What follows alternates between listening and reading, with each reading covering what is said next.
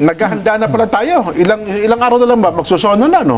Oo. Mga 2 linggo na lang pala. 2 2 weeks linggo. to go. Ngayon ay July 18 dyan eh. Natapat So mga ano na lang, 10 days. 28 no? Lunes. Yes. Ayun, no?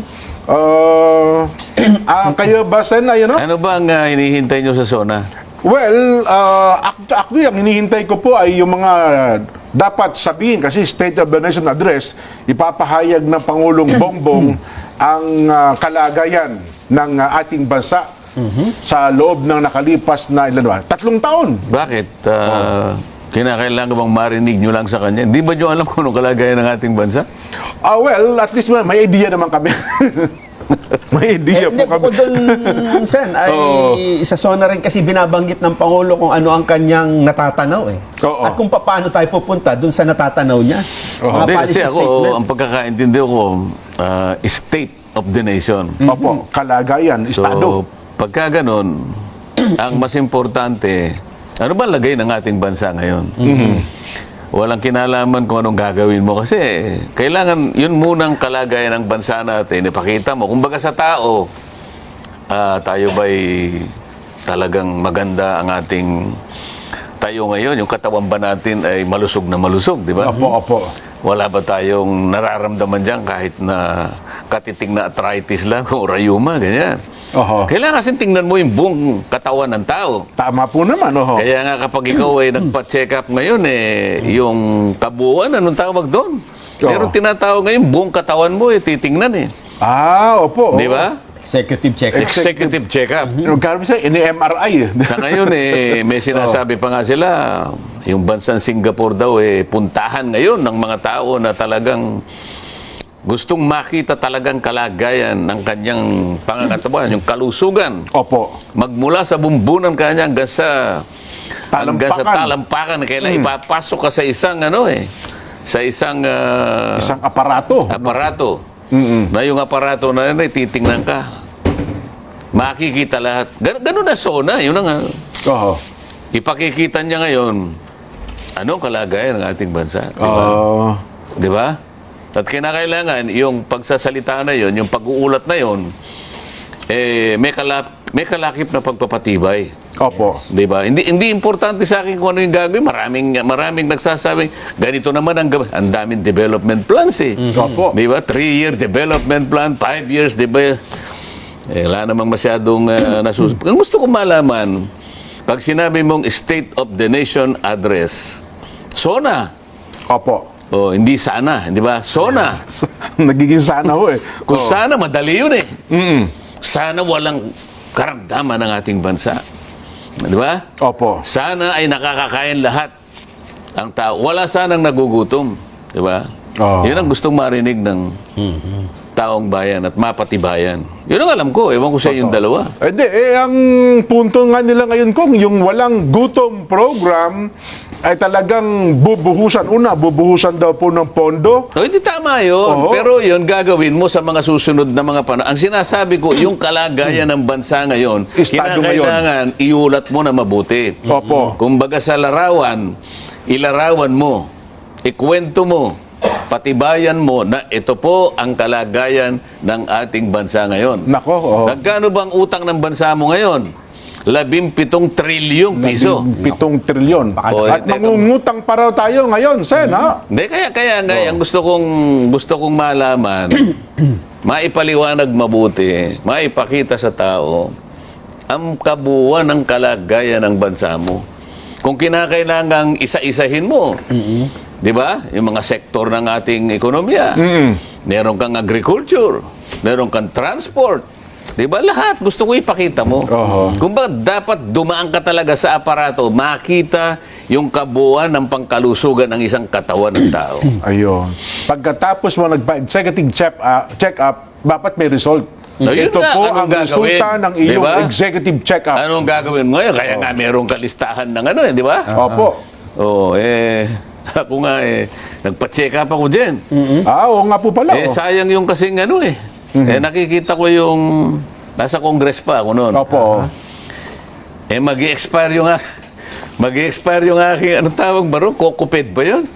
Yung insurance po. May insurance kami. Sayang Opo. naman ito. June 30 ang expiry. Opo. E di, pagka ginamit ko ng June 31, wala naman June 31 eh. Wala po, wala. Opo.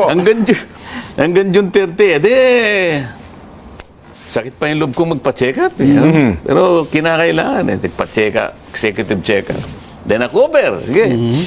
Oh, ito yung sakit mo, di ba? Opo. Ganito yung kakainin mo. Ganun na yan eh. Opo, may rekomendasyon yan. Opo nagsisimula siya ng nagsisimula siya magsabi ng kakainin ko. Kasi po kanya, yung mga diabetic. Teka muna ka ako. Hindi mo ako diabetic Oo. O nga po pala, ano ba akong tinitingnan mo? Yun ang aming sinasabi ko eh. Di ba? Bakit simula na salita mo, diabetic? Ako ba diabetic? Nakita ko yung report, di naman ako diabetic. Pinakakaba mo pa. Kumbaga kasi po, ganito po ito po ang dietitian ito eh. Opo. Okay, Kung hindi po nyo may iwasan talaga ang baboy, Oo. Sinlaki lang po ng posporo kakainin niyo. Yung box ng posporo. anong silaki? Kalahati ng posporo. Ganun pa. Ha?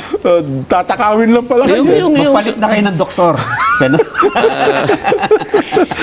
Ayun, kaya natin inexplika ng ganito. Importante, maintindihan ng tao. Ano ba yung SONA? Opo. Sabihin mo muna, ano ang tunay na kalagayan ng ating bansa?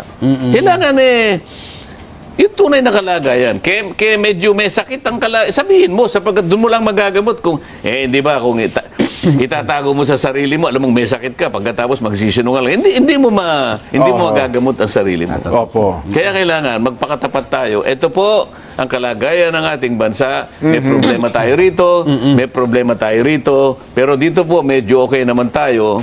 Yung mga kuko ng paa natin po ay matutulis po. Malulusog ang kuko natin. Kailangan lang pong gupitan. Ayan, oo. Ano, ha?